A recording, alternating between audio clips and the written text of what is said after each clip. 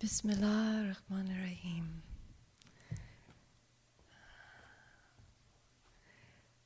Moment by moment, we begin in the name of God, the infinitely compassionate and infinitely merciful.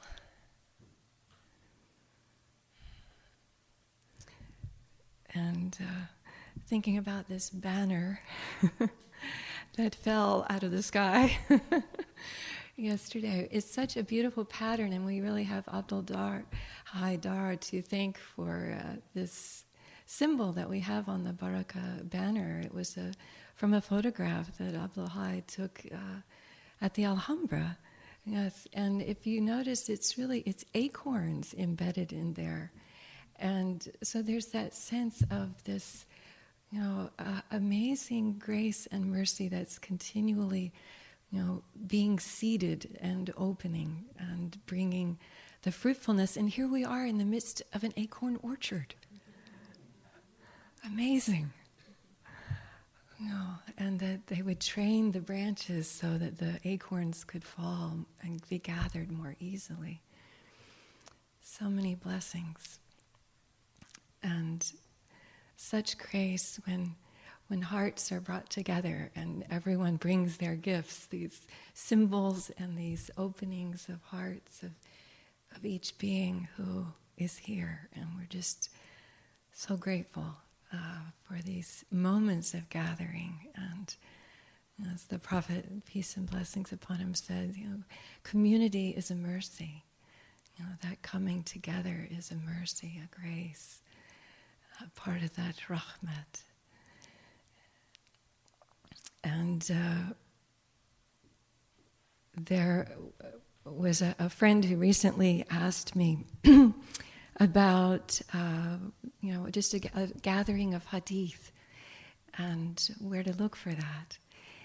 And it brought to mind again a very small collection that was the first collection of hadith that we were introduced to. It's just a tiny little book called Thus Spake Prophet Muhammad. And it was put together by a devoted Muslim, especially for the Ramakrishna Society in India. And so it's so beautiful to feel, all those interweavings of spirit, and just as something to carry on the way, I drew a few hadith from this little book, this little collection, and also from Guy Eaton's book of hadith, which you may have seen on the back table. And so there are just a couple of pages of hadith on the piano there, if anyone would like to take some with you for the journey. And so I'll just share a couple of those to start with, because it's just such a grace to feel the presence of the Prophet and all the prophets and saints who carry that light. And sometimes it's said that a dervish is one who stands at the threshold between the two worlds, and surely the prophets are standing in that position.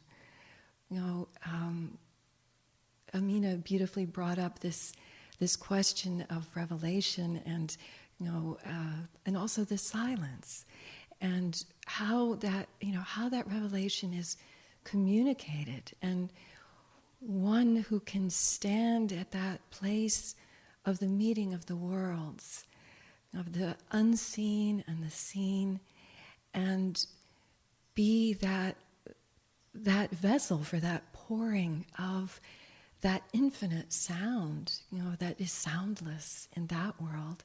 Shamsi Tabriz speaks about how, we get tangled up in our limited language, and the way we may try to designate the divine or our understandings of the divine. But when we go to that world of silence, there is a greater unity, and with the understanding that even beyond what we may know of that, there is that placeless place, that traceless trace, that soundless sound that is, that has no letters. But from that place, human beings, throughout our human history, there have been those who have been able to stand there for us and communicate. And whether it be through revelation that is in that immediate place, it's no wonder that the prophet would break out into a sweat, or that his camel would fall to its knees when the revelation would come because of that. I mean, how intense that compression must be to bring that infinite vastness into something like speech, and then there's also the words that come from that heart that has been conditioned by that unfolding, and the sharings of those moments of clear wisdom that come. And, things that were said like, when you come upon the pastures of paradise, feed on them. On being asked what these were, the prophet replied, they were circles where God is remembered. And leave the world with the mention of God fresh on your tongue.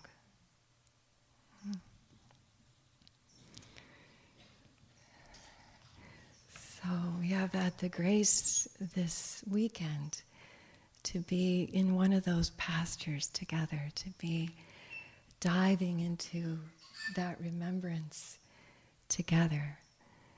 And may we keep that remembrance fresh on our tongues, even as we journey out from this place.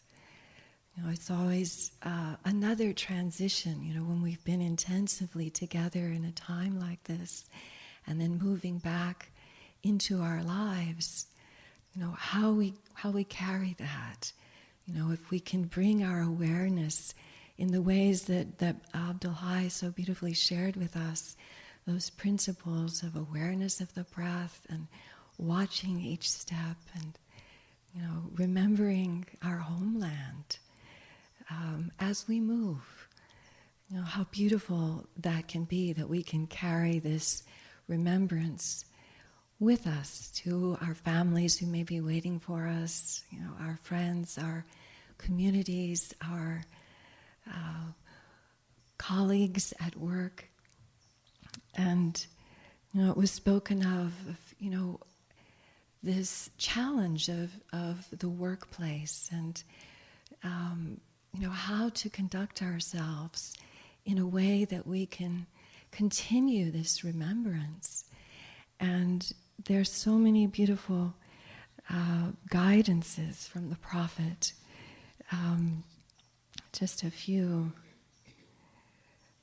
Find you here. Keep yourselves far from envy, because it eats up and takes away good actions, as fire consumes and burns wood. So remembering that contentment, with that we may have touched on in our time together here, carrying that contentment out, whatever we meet, whatever we're given. In the Mevlevi way, it's said this world is a bazaar, like a marketplace, of acceptances.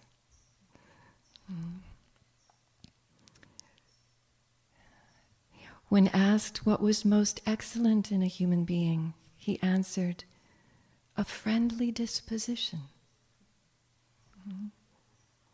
From morning until night, and from night until morning, keep your heart free from malice towards anyone. Greet those whom you know and those whom you don't know. Our beloved Sheikh Suleiman Dede, once when we asked him, what was his favorite hadith, he said it was, in Islam, all human beings are siblings. And, it feels that we're really coming upon a time when it's so important to remember that in a deep way. And there's so many beautiful verses in the Quran that speak about all the different prophets and how they were Muslim, how they were surrendered. So in that surrender, we are such a great family, reaching back through the whole of human history and standing together now.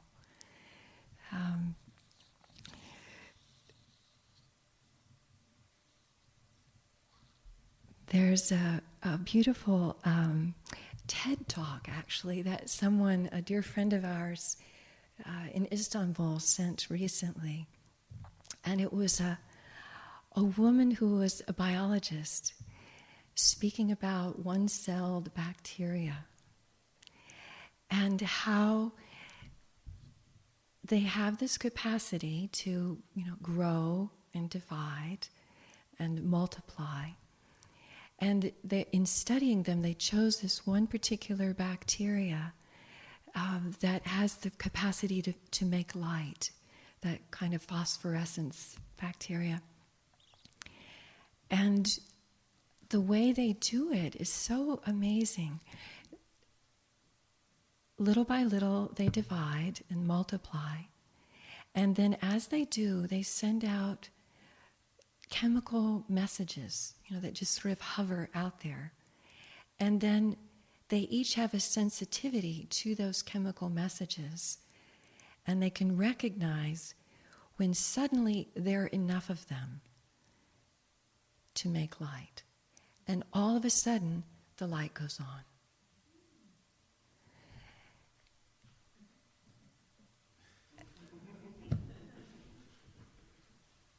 I was just amazed. If one-celled bacteria can do this, surely we who are composed of all of these incredible cells and organs and capacities have the capacity to do this. And it must be time.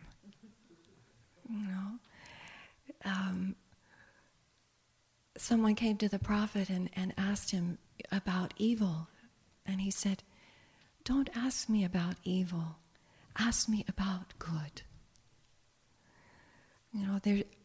At the same time that we're aware of all the difficulties and the things that need to be addressed and held and really cared for and tended to, yet the more we can hold that positive possibility, it seems the more possibility there is for that light to be turned on. If we send out those little messages of, "I'm waiting for the light. I'm ready. Are you ready?" That we can link up and that light can shine on those places of darkness. And it's amazing. She went on to tell this amazing story about a squid that lives in the sand in the shallow water in Hawaii. And the squid is a host to some of these bacteria. And the reason is that it would be, when the moon and the stars come out at night, and that light comes through the water, that squid would be vulnerable, as it would be prey to something. Someone would come and eat it. But because it carries these organisms that turn on the light inside of it, when the moon and the stars come and shine above it, instead of having a shadow, the light is held under it, and the light of these little bacteria shines on the ocean floor. So there's just light coming through. and you don't know there's a squid there.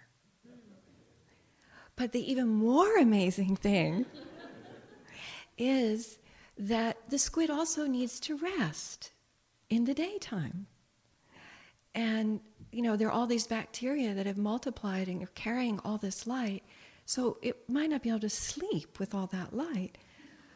So it's developed a pump that pumps out the bacteria.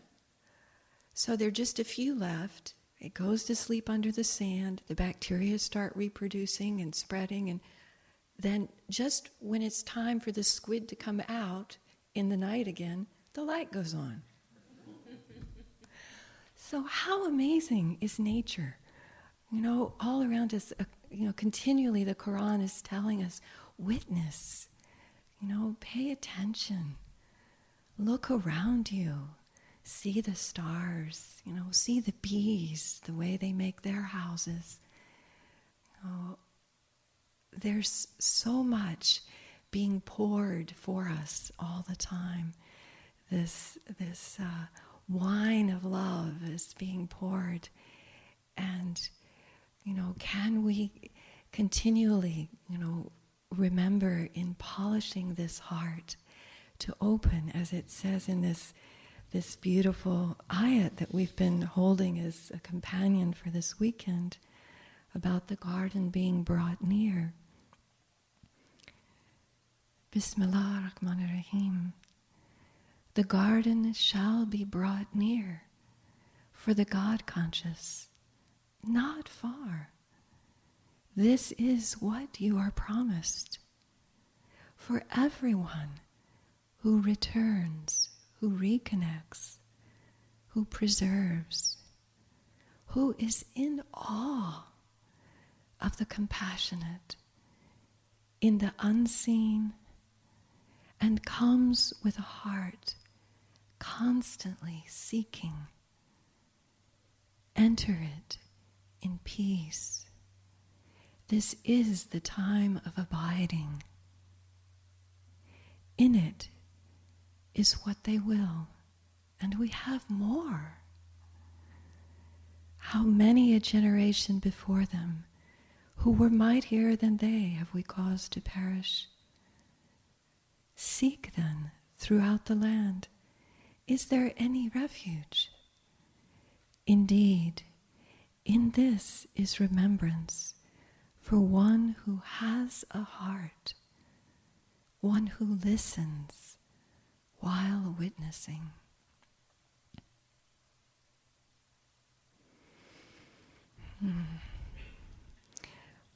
Bob shared that beautiful story about the person knocking at the door this morning. And there's a little story that Shams tells. He mentions the verse in the Quran. Did you then think that we created you in mere idle play? And he says, they say that this is stringency. No, it is gentleness. In other words, God is saying, I have surged like 100 armies and turned my face towards you. And you're busy somewhere else. You withhold yourself. I don't withhold myself. My face is always turned towards you. My all is busy with your all, is the appropriate response to my all is given to your all abundantly. And then he says, someone weeps and moans in front of the door, saying, let me come in for a moment. And some people say, you don't have permission to enter. And he moans, no, how can that be? Sham says, everybody is really talking about their own state. So they may say they're talking about God, but they're really relating their own state. So that door as Bob was describing this morning, is there because we're used to looking for a door. But there's this infinite vastness. There's a beautiful poem of Mevlana's. He says, since I know his crazy ones, day and night within this cage, I breathe out love's secrets. You're so drunk, senseless and bewildered. Oh, my soul, do you even know on which side you slept last night? Be careful. Pay attention. Don't speak a moment. First, jump up and seek a trusty friend. You're a drunken lover, and your tongue is free. Oh God, God, you're as hidden as a camel on a water spout. When someone speaks of his mystery and playful wooing, heaven sings, "Oh, you who are so good at covering, how can there be a covering? The cotton is aflame with the fire. When you cover it, we see it more. When I try to hide love's secret, he raises his head and waving his banner says, 'Look, I am here.' Despite myself, he grabs both my ears and tells me, 'Oh, scatterbrain, how will you cover it? Cover it if you can.' Every atom is indeed a place of vision of God. But so long as it is unopened, who says there is a door? Unless the watcher opens a door, you never even think of it. But when the door is opened for you, you become amazed, grow wings, and fly into that vastness.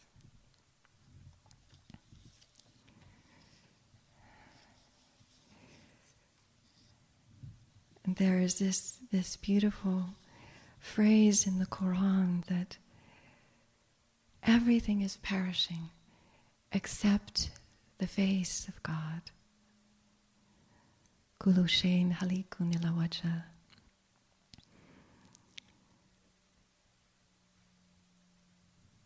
And this verse has been there all this time, a continual reminder. Peoples come and go, trees grow up and die down, and the seeds are replenished and grow again. These hearts are here witnessing.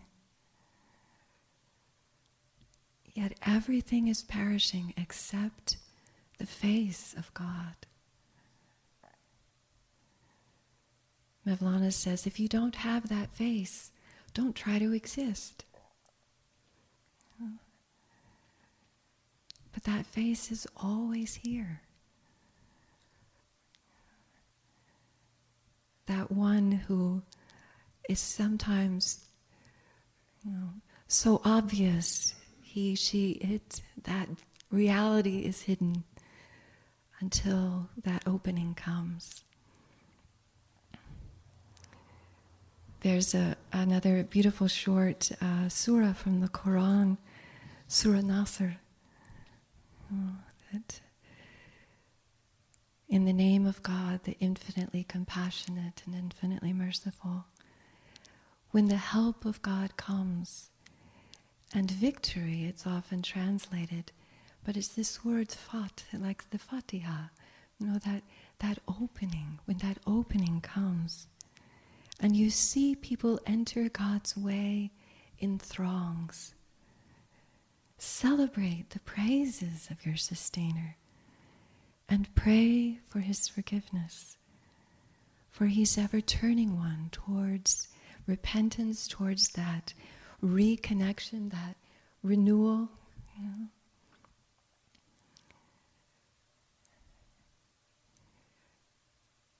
When that opening comes and that light is shared, you know, we stand together in that closeness, in that throng, you know, and celebrate the praises. That vibration vibrates.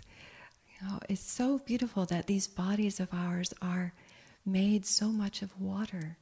So sound really resonates and pours through us and is shared. Another verse that's beloved by the Mevlevis, those in the tradition of Rumi, this sense in which, you know, God is the God of the East and the West, you know, and wherever you turn, there is the face of God. For God is Wasi, you know, that one who encompasses everything, that knower. And we've been speaking about the who, you know, that sense of the presence, that unnameable presence that's always here with us, and how, you know, when dervishes greet each other, it's with a who, you know, or when they say goodbye, it's with a who. Remembering that one, remembering the presence of that face.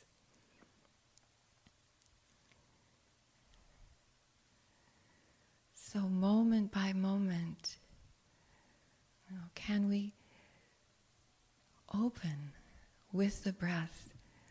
You know, whether we're standing or sitting or lying down,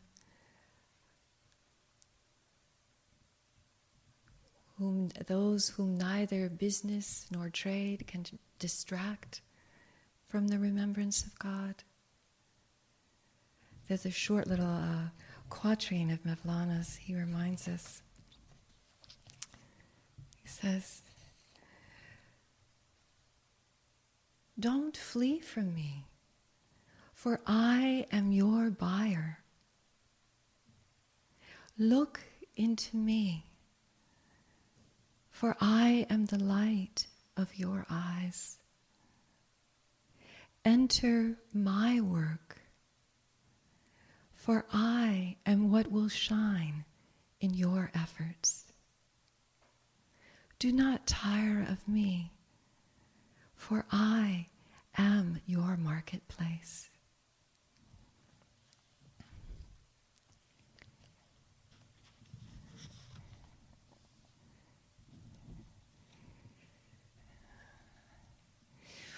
We were talking too about, you know, activism and that sense of wanting to right that which we may observe as being out of balance. And in this time, it seems more people are recognizing that also within the faith traditions there are those out of balance places.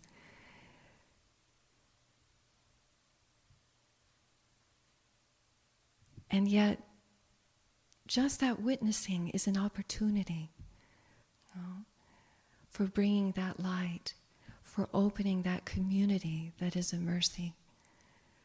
You know, when it speaks in the Quran about, you know, those who have faith and do the deeds of wholeness and reconciliation,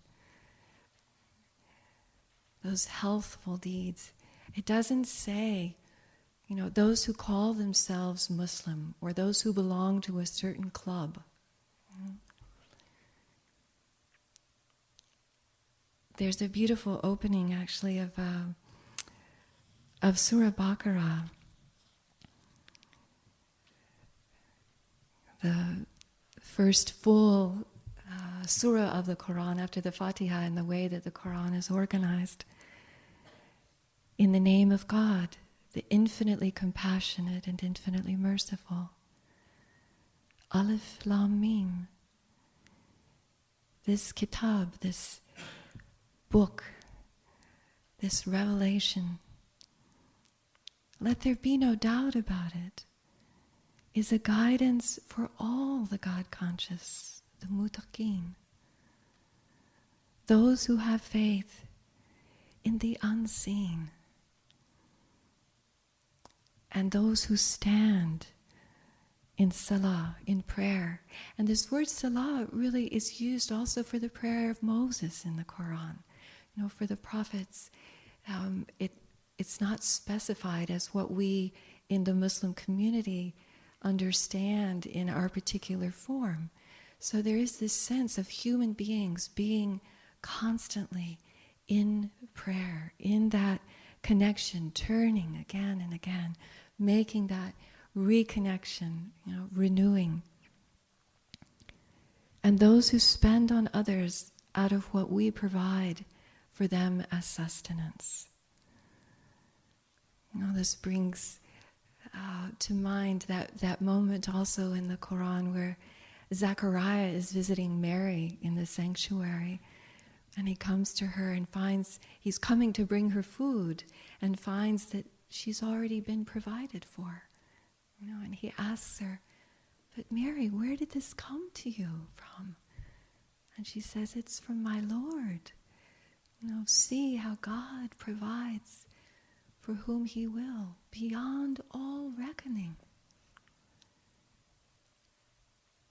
So that razak, that nourishment is coming to us in so many, many ways, in every moment. And that razak we can then share.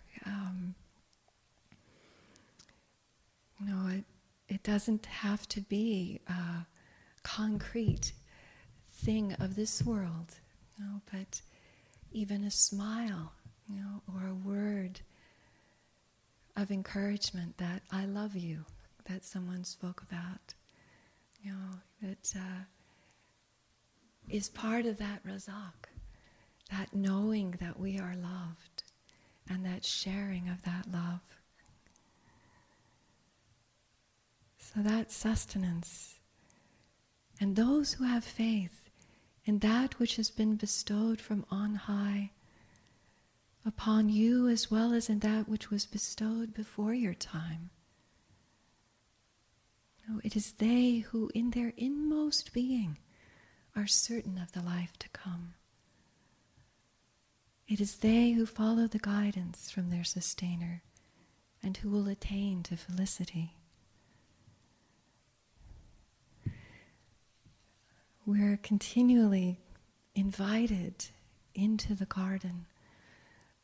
And we have these beautiful pillars of Islam, of this way that we've been given through the unfolding of the Prophet Muhammad,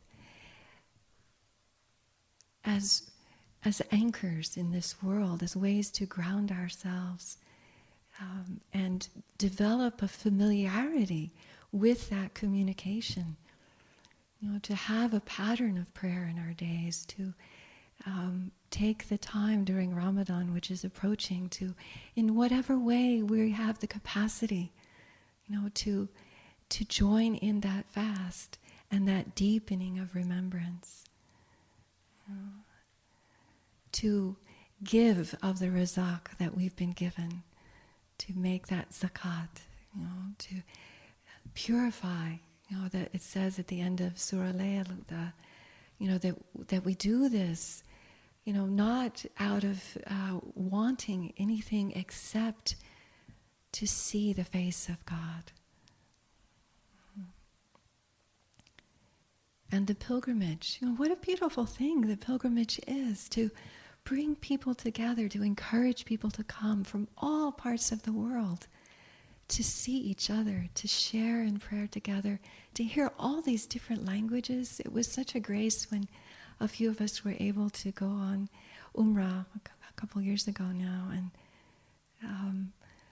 just be there in that heart space, the infinite pulsing with young and old people in wheelchairs, babies on shoulders, and people in all, kinds of garb, as well as just the pure white of the Ihram. So many languages, so many faces. What a gift to have that invitation. And all of it seems to also be a preparation, for really following the Prophet, the way of the Prophet, the way of the prophets in that journey into the presence of God. That sense of mirage, that possibility of opening to that infinite beauty.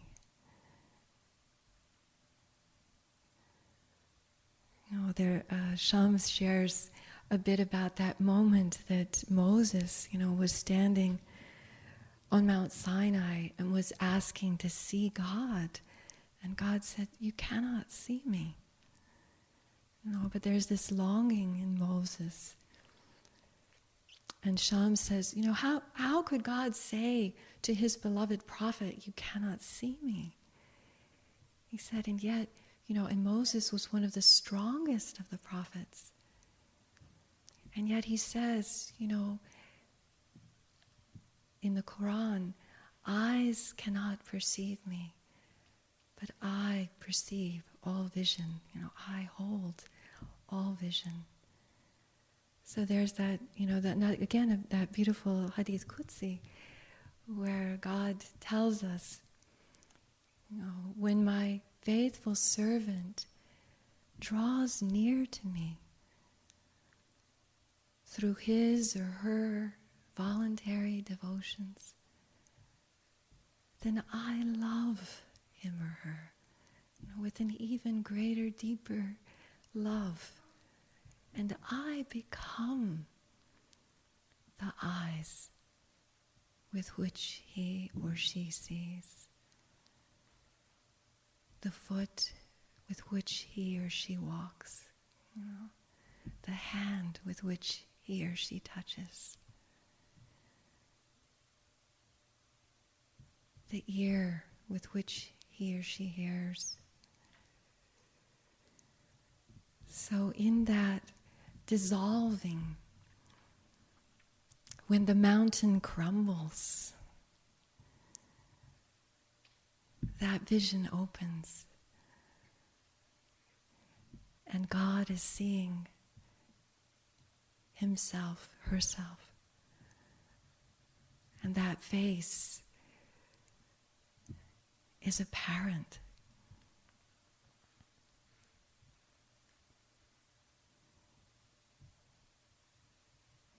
And the garden shall be brought near.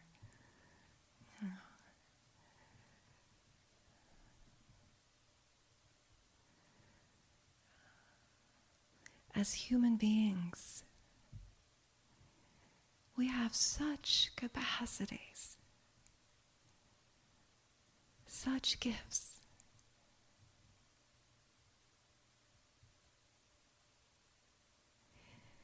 And for each of us, it's another unique gift. Isn't it amazing that we each have different fingerprints, and the grains of sand are different, the snowflakes are different. And we have these gifts to bring to tend the garden. There may be some weeds that are spreading too much that we may need to pull. And maybe they can be composted. Or maybe they become food for some animals, who need that food. And maybe some manure starts to pile up in a corner. But that can be brought to the rose bushes, so that those thorns that are more apparent in one moment, protecting that plant until the moment comes when that rosebud has the strength to open.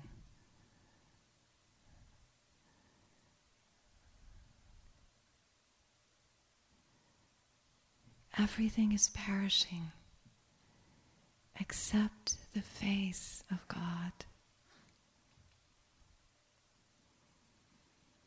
And wherever you look, wherever you turn,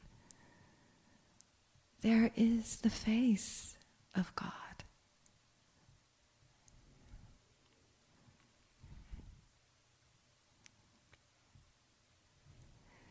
So in just, a few moments, minutes, we may embark back in our vessels that carried us here, journey back to our homelands, but may we remember that we are in our homeland.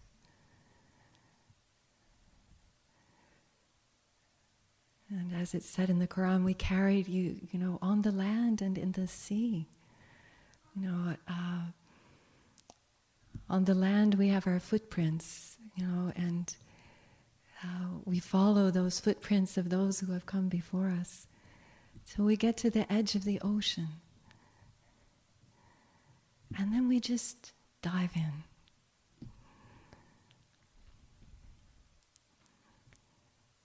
And something carries us.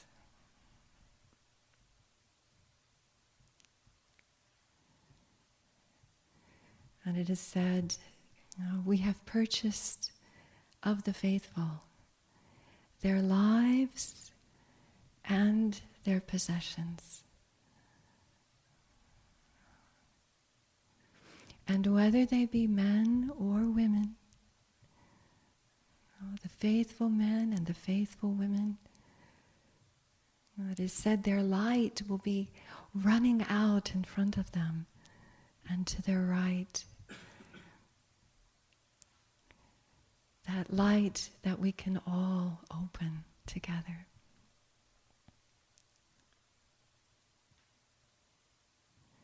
So for a few moments, may we come back just in with the breath into that light, into Ya Nur.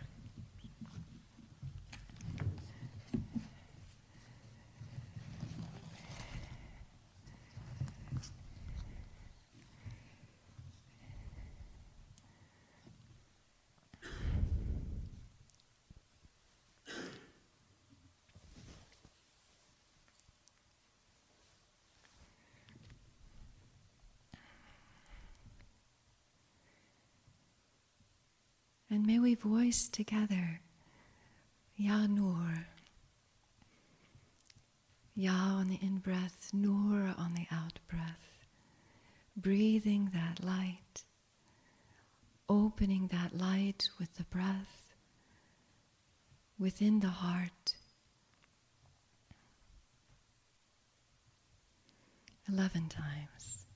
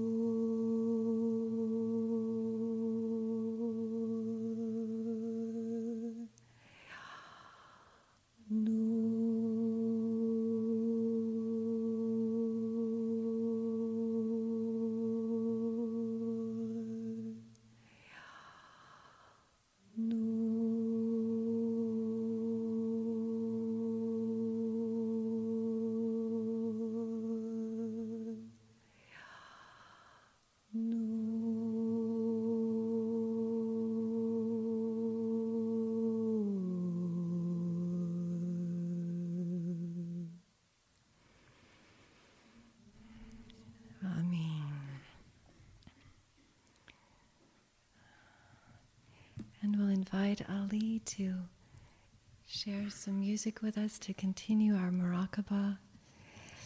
And as we do, just listening within for that inner inspiration, that remembrance, that recitation that's always being conveyed. And one more passage from Mevlana as we close. The companion of the Prophet said, whenever the Prophet recited verses of the Quran to us, at the moment of abundance, that chosen messenger would ask attentiveness and reverence. It's as if when a bird perches on your head and your soul trembles for fear of its flitting. So you don't dare to stir, lest that beautiful bird take to the air. You dare not breathe. You suppress a cough, lest that huma should fly away. And should anyone speak sweet or sour words to you, you lay a finger to your lips, meaning hush. Bewilderment is like that bird. It makes you silent. It puts the lid on the kettle and fills you with the boiling of love.